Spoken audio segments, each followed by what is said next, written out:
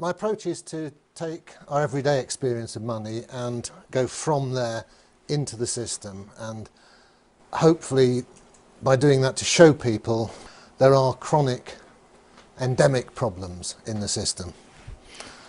So where does our money come from? That's a good question to start with. And our money is, for all intents and purposes, our medium of exchange. We buy and sell stuff, and we earn it, save it, lend it, and so on. And it comes in two forms as far as we, the users, are concerned. Physical cash, stuff in your pocket, your wallet, still quite widely used for pubs, corner shops, small everyday purchases.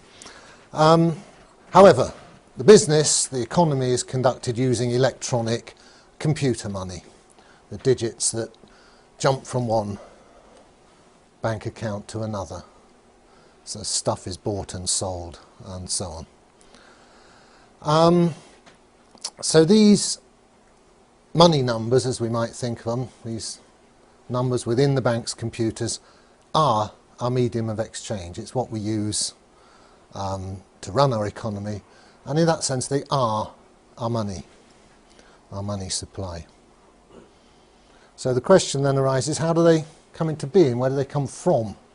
How do they get into the computers? How do they originate? And most people in this room know the answer to that, but let's have a look. First of all, we need some terminology. We need to start thinking like accountants, and two good concepts we need are assets and liabilities. I find this approach better than thinking of money flows, because that's a bit of an anachronism from when money was stuff and it used to actually physically move. All that changes now are the numbers. Some go up and some go down, and let's see how that works. So assets and liabilities. Well, an asset, in our context, we're talking about monetary assets. And obviously, you know, your family is an asset to you, but we're narrowing down monetary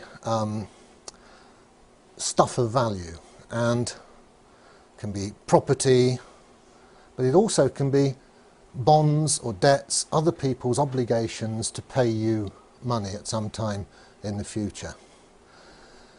Conversely, on the other side of that equation, there's liabilities, and that's something which is going to cost you. You have an obligation to somebody else, perhaps, to pay them money back at some time. So if I borrow money from you, then there's a dual aspect to that debt. It's my liability because I owe you, and it's your asset because you have a claim on me in the future. Now, the same contract relationship exists between banks and their customers, their clients, both borrowers and depositors.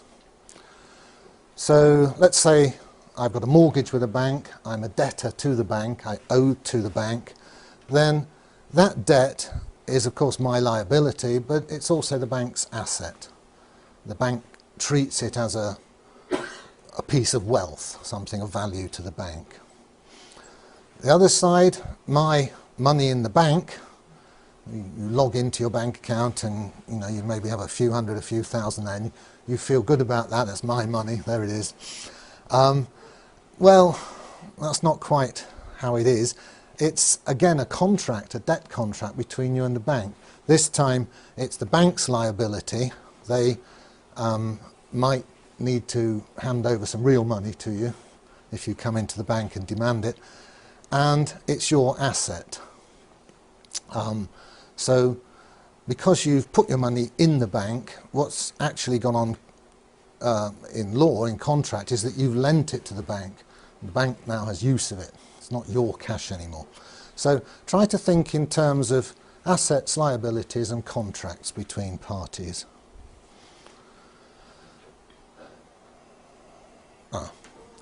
And my approach is to, within this way of thinking, just to look at everyday transactions and try and build up a picture of how these numbers change within the system.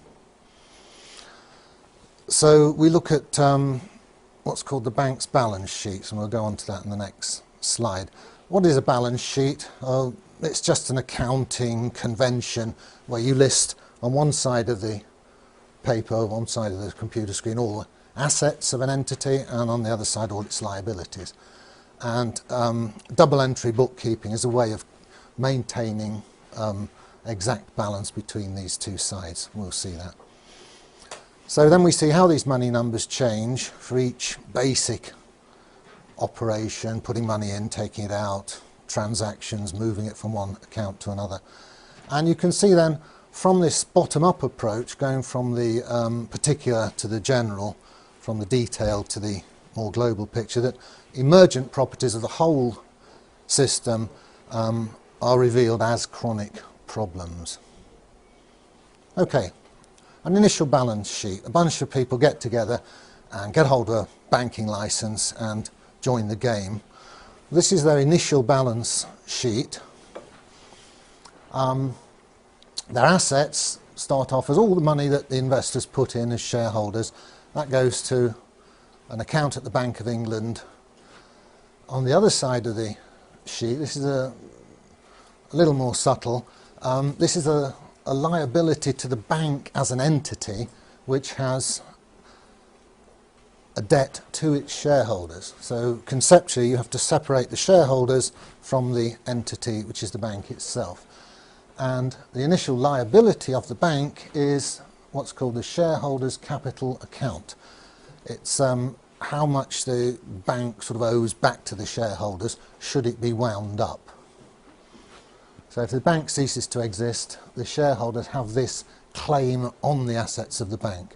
Therefore it's a liability of the bank, an asset to the shareholders. Right, well, that's the initial balance sheet. How does that balance sheet change when somebody comes along to the bank and wants a loan, a £100,000 mortgage, say? Let's have a look at that balance sheet, how it changes in terms of the assets and liabilities. Because remember, all the balance sheet is a snapshot of the current state of play of the bank, how its assets and liabilities change over time. So here's an event, a basic event. Somebody takes out a mortgage. What happens to the balance sheet?